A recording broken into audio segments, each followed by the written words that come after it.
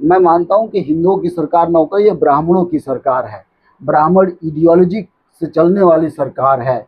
जब पहली बार ओबीसी को इस बात का एहसास हो रहा था कि हम हिंदू नहीं हैं, और उन्होंने यह साबित भी कर दिया कि जब प्राइम मिनिस्टर मोदी को तेली कहा गया यूजीसी का बिल लाने के लिए, और अंबेडकरवाद के माध्यम से ही ब्राह्मणवाद की व्यवस्था को समाप्त किया जा सकता है। मैं जब से बड़ा हुआ, मेरे घर में ही हिंदू धर्म के हिसाब से शादियां होती थी।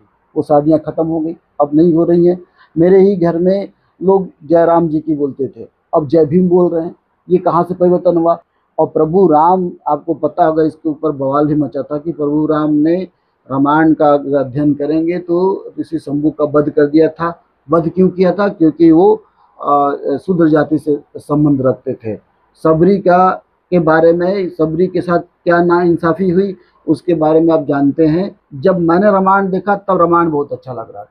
अब मैं जब रामायण का पुनर्पाठ करता हूँ तो लगता है कि उनके हर हर डायलॉग पे, आज आप रामायण उठा के देख लीजिए, जो रामानंद सागर का जो रामायण है, हर डायलॉग में, हर संवाद में जाति की वो नजर आती है, हर संवाद में रेसिज्म की वो नजर आती है। साथियों नमस्कार। इस वक्त हमारे साथ प्रोफेसर विक्रम इलाहाबाद यूनिवर्सिटी से हमारे साथ मौजूद हैं। अहम विषय पर चर्चा करेंगे। अभी तमाम जो स्टेटमेंट जो बीजेपी के नेता हैं, अभी एक नीतीश राणे करके एक मंत्री हैं बीजेपी के, उनके द्वारा एक बयान दिया गया था कि महाराष्ट्र की जो गवर्नमेंट है वो हिंदुओं की गवर्नमेंट है। इसको लेकर हम चर्चा करेंगे। तमाम ऐसे बयान दिए जाते हैं कि ये हिंदू राष्ट्र है और हिंदुओं की सरकार है। क्या कहेंगे सर, जिस तरह ये बयान दिए जा रहे हैं, क्या कहेंगे? देखिए, ये जो बयान है, इस बयान में बड़ी सच्चाई है, और मैं इस बयान के बारे में बल्कि क्रिटिकली एनालिसिस करना चाहता हूँ कि आप अगर आप ये कहते हैं कि वर्तमान सरकार, चाहे महाराष्ट्र की सरकार हो, चाहे मोदी सरकार हो, चाहे कहीं की सरकार हो, अगर वो सरकार हिंदुओं की सरकार है तो ये हमारे संविधान के साथ बड़ा धोखा है। और संविधान को आप नहीं मान रहे हैं, बल्कि संविधान का सहारा लेकर के इलीगल काम, माने गैर संवैधानिक काम लीगल तरीके से आप कर रहे हैं। और हिंदुओं की सरकार कहने के पक्ष में है कि 90% जो मंत्री हैं, आप देखिए कि बीजेपी किसको टिकट देती है। पश्चिम बंगाल की सरकार में कितने मुस्लिम विधायक हैं। आप वर्तमान सरकार में देख लिए कितने मुस्लिम मंत्री हैं। आपको भारतीय सरकार में, भारतीय जनता पार्टी की सरकार में, सेंट्रल गवर्नमेंट में नजमा हेपतुल्ला को छोड़ करके मुझे लगता नहीं कि कोई मुस्लिम मंत्री है।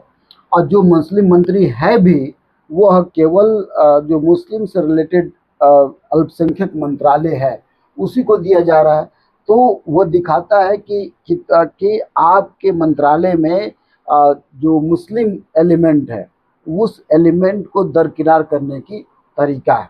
दूसरी बात, जब ये कह रहे हैं कि ये हिंदुओं की सरकार है, तो मेरा मानना है कि ये कहना ये चाहते हैं कि हिंदुओं के नाम पे अपने आप को ढक लेना चाहते हैं। मैं मानता हूँ कि हिंदुओं की सरकार ना होकर ये ब्राह्मणों की सरकार है। ब्राह्मण इडियोलॉजी से चलने वाली सरकार है। हिंदू कह देने से क्या होता है कि आप एक अम्ब्रेला के नीचे ढक जाते हैं और बहुत सी बातें आप कह नहीं पाते। हिंदू तो मैं भी हूँ, हिंदू तो आप भी हैं। रोज दलितों का रेप हो रहा है, तो ये कह देना कि हिंदुओं की सरकार है तो क्या चमार हिंदू नहीं है? मेरा मानना है कि चमार हिंदू नहीं है, क्योंकि डॉक्टर अम्बेडकर कहते थे यदि चमार हिंदू होते तो इस तरह से अत्याचार होता। एनसीआरबी के डेटा के अनुसार हर दिन करीब 7 घर जलाए जाते हैं। 7 घर किसके जलाए जा रहे हैं? हर चौथा, एनसीआरबी के डाटा बोलता है कि हर चौथा मजदूर यहाँ पे सुसाइड कर रहा है। तो सुसाइड करने वाला कौन व्यक्ति? हर चौथा मजदूर सुसाइड कर रहा है। तो आप जो ये कहते हैं कि हिंदुओं की सरकार है, बेसिकली हिंदुओं की सरकार नहीं है, ये ब्राह्मणों की सरकार है या उच्च जातियों की सरकार है। कितने मुख्यमंत्री, प्रधानमंत्री, मुझे तो लगता नहीं कि आज तक देश में एक भी दलित प्रधानमंत्री हुआ है, एक भी मुस्लिम प्रधानमंत्री नहीं हुआ। तो जो कांग्रेस के जमाने में भी हिंदुओं की सरकार थी और बीजेपी के जमाने में तो कट्टर हिंदुओं की सरकार है। साहब कांशीराम कहते भी थे, यह बात है, इस तरह से कहते थे कि एक सांपनाथ है, कांग्रेस को अगर सांपनाथ कहा तो बीजेपी को नागनाथ कहा, और उससे थोड़ा बढ़ जाए तो जो प्रोग्रेसिव लोग हैं, जिसे कम्युनिस्ट कहते हैं, उनको कहते थे कि हरे हरे घास में हरे सांप हैं। तो ये जो नागनाथ, सांपनाथ और हरे घास का हरा सांप, आप इसको हिंदू कह रहे हैं, ये तो किसके लिए खतरनाक है? साहब खान से हमने बात उठाई ना कि हमारे समाज के लोगों को जगह, इसलिए चमचा युग भी लिखा कि हमारे लोग उसके में जाकर के हिंदू बनकर काम करें। चाहे मोहन सिंह की बात हो, मोहन सिंह यादव हैं, लेकिन वो यादव, उनको पता होना चाहिए कि यादव समाज शूद्र समाज में आता है, पिछड़े समाज में आता है। मोहन सिंह को इस बात का अगर भान भी है, तब भी वो हिंदू धर्म की बात कर रहे हैं। लगातार उन्होंने मंदिरों का डेवलप करने का ठेका ले लिया है। चाहे आप यहाँ की सरकार को ले लीजिए, छत्तीसगढ़ में, वहाँ आदिवासी मुख्यमंत्री हैं। आदिवासी के नाम पे आप ये कह रहे हैं कि आदिवासियों को कांग्रेस की सरकार ने जगह नहीं दी, तो जगह नहीं दी तो आप दीजिए। तो आप कैसे दे रहे हैं? आप ये कह रहे हैं कि भगवान बिरसा मुंडा, आप आदिवासियों को हिंदू धर्म में लाना चाह रहे हैं, और आप ही कहते थे कि वो वनवासी हैं, वन में रहते हैं। तो साईं को मुख्यमंत्री बना करके आप हिंदू आइडियोलॉजी या कहें कि ब्राह्मण आइडियोलॉजी को अपने सरकार में लादना चाहते हैं। पूरे भारत में जो गैर मुख्यमंत्री हैं, जो मुख्यमंत्री हैं, जो जो जो मुख्यमंत्री कांग्रेस के हैं, जो मुख्यमंत्री आपके नॉन बीजेपी के हैं, वो भी हिंदू हैं। फॉर इंस्टेंस कर्नाटक में कांग्रेस की सरकार है, लेकिन जब सब क्लासिफिकेशन का मुद्दा आया तो उस वहाँ के मुख्यमंत्री ने कहा, तेलंगाना के मुख्यमंत्री ने कहा कि सबसे पहले हम अपने लागू करेंगे। कर्नाटक के मुख्यमंत्री अभी डी कुमार बनने जा रहे हैं, वो भी उनका भी, उनके पहले सिद्धारमैया का बयान था कि हम यहाँ पे जाति जनगणना के सवाल पे चुप हो जा रहे थे, या जो SC ST OBC का मैटर था उस पर चुप हो जा रहे थे, बल्कि सब क्लासिफिकेशन का मुद्दा चला। ये मुद्दा किसका है? सब क्लासिफिकेशन का मुद्दा ब्राह्मणवाद का मुद्दा है, या ब्राह्मणों का मुद्दा है। SC ST कमीशन को अलगाव किसने किया? कांग्रेस की सरकार ने किया। SC कमीशन अलग बनाया, ST कमीशन अलग बनाया, OBC कमीशन अलग बनाया। तीनों कमीशन को देख लीजिए, तीनों कमीशन में इन तीनों ही वर्गों की बात नहीं होती है। खाना पूर्ति होता, मैं SC कमीशन में गया और अपने कई मुद्दे SC कमीशन में लेकर गया, उस मुद्दे को डील नहीं किया। तो ये जो कहने वाला कह रहे हैं कि हिंदुओं की सरकार है, तो ये आज से नहीं है हिंदुओं की सरकार।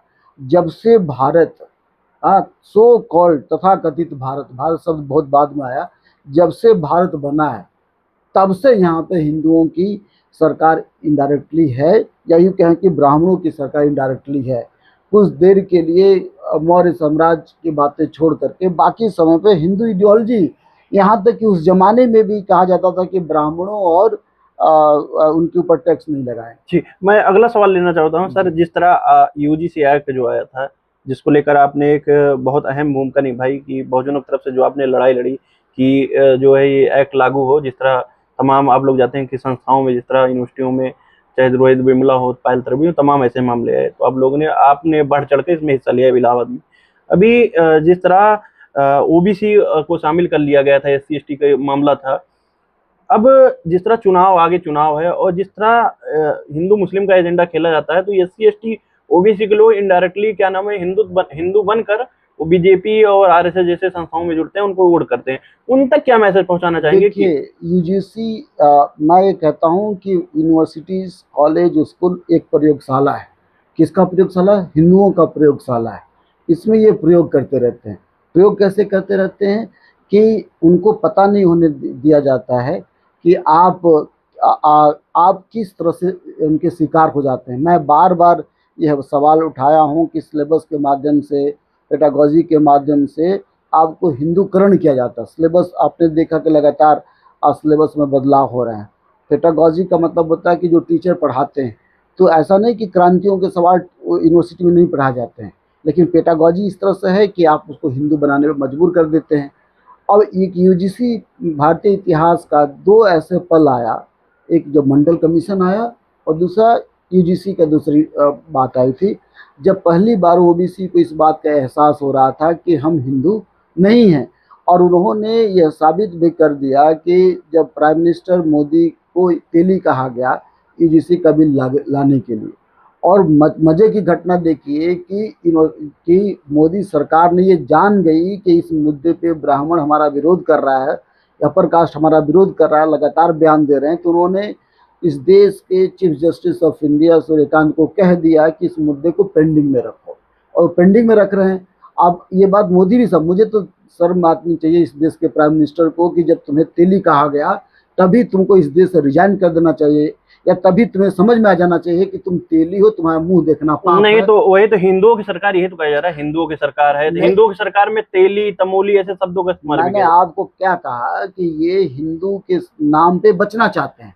हिंदू के जगह पे मैं कहूँ कि ये ब्राह्मण और ब्राह्मणवादी विचारधारा की सरकार है, या ये कहे कि मनुवादी की सरकार है। तो ये जो तो जो जो सर पर जो हिंदुत्व का जो चाशनी में डूबे हुए हैं, या सर पर हिंदुत्व सवार है, जो एससी एसटी ओबीसी, जो हिंदुत्व के नाम पे जिनके अधिकार को छीना जाता है, आरक्षण समाप्त कर दिए जा रहे हैं, तमाम सरकारी नौकरियां समाप्त कर दी जा रही हैं, तो उनसे मैं कैसे उतारा जाए, मैं ये कैसे उनसे उतरेगा? मैं ये कहना चाहता हूँ कि इस देश का प्राइम मिनिस्टर मनुवाद का शिकार है। यदि यह सत्य है कि ओबीसी है, यदि यह सत्य है कि इसको ओबीसी में डाला गया बाद में, तो इस देश का जो प्राइम मिनिस्टर है वो मनुवाद का शिकार है, वो ब्राह्मणवाद का शिकार है, इस विचारधारा का शिकार है।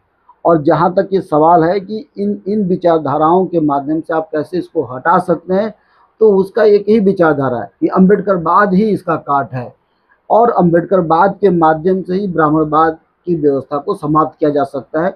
हमने देखा कि डॉक्टर बी आर अम्बेडकर ने संविधान के माध्यम से एक झटके में सबको समाप्त किया। नहीं तो अभी तो कहा जा रहा है कि ये जो अम्बेडकरवादी लोग हैं वो नीले नीले कबूतर हैं, और अभी बहुत सारे लोग कह रहे हैं कि अम्बेडकरवाद समाप्ति की ओर है। देखिए मैं तो उल्टा इसको देख रहा हूँ। राजनीतिक रूप तौर पे या इलेक्टोरल पॉलिटिक्स में हो सकता है कि अम्बेडकरवाद आपके पार्लियामेंट में जगह नहीं बना पा रहा हो, क्योंकि उसके रीजन बहुत हैं। मुना पैक की पैदाइश तमाम हाँ लोग। हाँ, लेकिन इसके बावजूद भी अम्बेडकरवाद आज इस तरह से हर कदर पे हावी है कि अम्बेडकरवाद के विचारधारा जैसे जैसे लोगों में पहुंच रही है, वो हिंदू धर्म को छोड़ते चले जा रहे हैं। आप ये बताइए कितने एससी एसटी ओबीसी के जो पढ़े लिखा तबका, जो ऑर्गेनिक इंटेलेक्चुअल है, हिंदू धर्म को मानता है। आपके सामने मनुस्मृति को सिगरेट के से मिटा दिया जा रहा है। बहुत से यादव समाज के लोगों ने अपने घर से हिंदू देवी देवताओं को, शादी ब्याह भी अब हिंदू धर्म से नहीं कर रहे हैं। और बहुत से जो चमार बिरादरी के लोग हैं, मुझे तो मैं खुद चमार हूँ, और चमार बिरादरी के लोगों को तो देखा ही नहीं वो हिंदू धर्म के माध्यम से कोई कार्य करवा रहे हैं। जब से अम्बेडकरवाद चला तब से हर चमारों के घर में हिंदू धर्म की एंट्री बैन है। There is no entry in the house of Chamar. क्यों? क्योंकि उनको पता है, और इसीलिए शायद सबसे ज़्यादा चमारों का विरोध भी होता है। मैं जब से बड़ा हुआ, मेरे घर में ही हिंदू धर्म के हिसाब से शादियाँ होती थी। वो शादियाँ ख़त्म हो गई, अब नहीं हो रही हैं। मेरे ही घर में लोग जय राम जी की बोलते थे, अब जय भीम बोल रहे हैं। ये कहाँ से परिवर्तन हुआ? और आप ये देखिए हाल ही में जय राम जी से क्या नफरत है? मतलब जय भीम बोलते हैं, जय श्री राम नहीं बोलने में दिक्कत है, या जय राम बोलने में क्या दिक्कत है? ये तो क्वेश्चन है उन लोगों का कि जय भीम इसलिए हम नहीं बोलते, लेकिन जय श्री राम क्यों नहीं बोलते आप लोग? देखिए, जय श्री राम जो शब्द है, ये तथाकथित जो प्रभु राम हैं उनका, उन्हीं को ये कहते हैं। और प्रभु राम, आपको पता होगा, इसके ऊपर बवाल भी मचा था कि प्रभु राम ने रामायण का अध्ययन करेंगे तो ऋषि शंभू का वध कर दिया था। वध क्यों किया था? क्योंकि वो शूद्र जाति से संबंध रखते थे। सबरी के बारे में, सबरी के साथ क्या नाइंसाफ़ी हुई उसके बारे में आप जानते हैं कि सबरी का जूठा बैर खाने का नाटक था, लेकिन जो सम्मान इज्जत देनी चाहिए थी वो नहीं दिया, हेजिमनी की बात है। उसके बाद रावण के उसकी बहन का नाक काट लिया गया, ये प्रभु राम ने किया। और काशीनाथ यादव के, अगर आपको विशेष जानना है तो काशीनाथ यादव की कैसेट है या बिरहा है, यूट्यूब पे अवेलेबल है कि हकीकत रामायण का क्या है। और उससे भी ज़्यादा जानना है तो हमारे पास एक किताब है, हिंदू समाज के पथभ्रष्ट तुलसीदास। उस किताब को पढ़िए, ये मैंने नहीं लिखा है, ये दिल्ली बुक कंपनी के द्वारा प्रकाशित होती है। और भी ज़्यादा पढ़िए तो हर 15 दिन में सरिता मैगजीन आती है।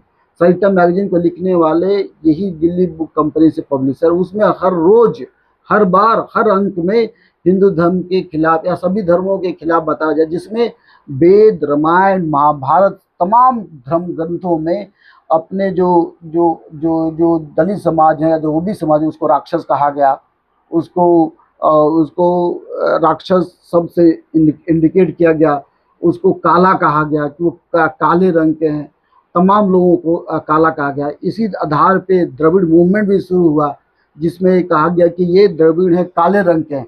तो आपको काला कहा गया, नाटा कहा गया, कमजोर कहा गया, मंदबुद्धि कहा गया, राक्षस कहा गया। किसने कहा? ये रामायण के सभी पात्रों ने कहा। रामायण के जितने भी पात्र, ये जो रामायण चला, जो रामानंद सागर ने बनाया, उस रामायण में जब मैंने रामायण देखा तब रामायण बहुत अच्छा लग रहा था। अब मैं जब रामायण का पुनर्पाठ करता हूँ तो लगता है कि उनके हर हर डायलॉग पे, आज आप रामायण उठा के देख लीजिए, जो रामानंद सागर का जो रामायण है, हर डायलॉग में, हर संवाद में जाति की वो नजर आती है, हर संवाद में रेसिज्म की वो नजर आती है, हर संवाद में। तब हम समझते नहीं थे, अब समझ रहे हैं। जैसे पहले फिल्मों को हम इंजॉय करते थे, हमको लगता था धर्मेंद्र मार रहे हैं, गाली दे रहे हैं, पूरा हीरो हैं, हीमैन की तरह करते हैं। आज जब मैं फिल्म देखता हूँ तो हर फिल्मों के संवाद में जाति की वो नजर, जैसे मैं जट यमला पगला दीवाना, तब हम खुद गाना गाते थे, डांस करते थे। आज समझ में आता कि मैं जट यमला, मैं जट क्यों? जट का मतलब जाट। पंजाब के जो सिख हैं वह 34% आबादी दलितों को रहने के बाद भी वहाँ पर जितना अत्याचार सिखों ने किया है, जाटों ने किया है, जट सिख ने किया है, उतना अत्याचार कहीं नहीं है। वहाँ पे मजहबी सिख है, वहाँ पे रमदसिया चमार है। आप जाके स्थिति देख लीजिए कि वहाँ पे, मैं चूँकि पंजाब हरियाणा से मेरा संबंध रहा है, वहाँ पे जितना अत्याचार है कहीं पे अत्याचार नहीं। निहंग के रूप में आपको भर्ती किया जाता है, और निहंग कौन जाति के लोग होते हैं? मजहबी सिख होते हैं। यदि किसी मजहबी सिख ने बाई गलती से बेअदबी कर दी धर्मगन का, तो गला काट देते हैं, सरकार देखते रह जाती है। किसान आंदोलन में एक मजहबी सिख को उल्टा लटका करके मारा गया था, मौत हो गई, कुछ नहीं हो पाया। अमृतसर की, या ये मेरे ख्याल से पटियाला की घटना, की पटियाला में एक मजहबी सिख को मार दिया गया केवल बेअदबी के नाम पे। तो मैं ये कहना चाहता हूँ कि ये जो हिंदू धर्म या जो धर्मों की बात है, या रामायण महाभारत की बात है, इस सभी जगहों पे केवल आपको अपमान करने के सिवा कोई नहीं है, यदि आप पुनर्पाठ करेंगे।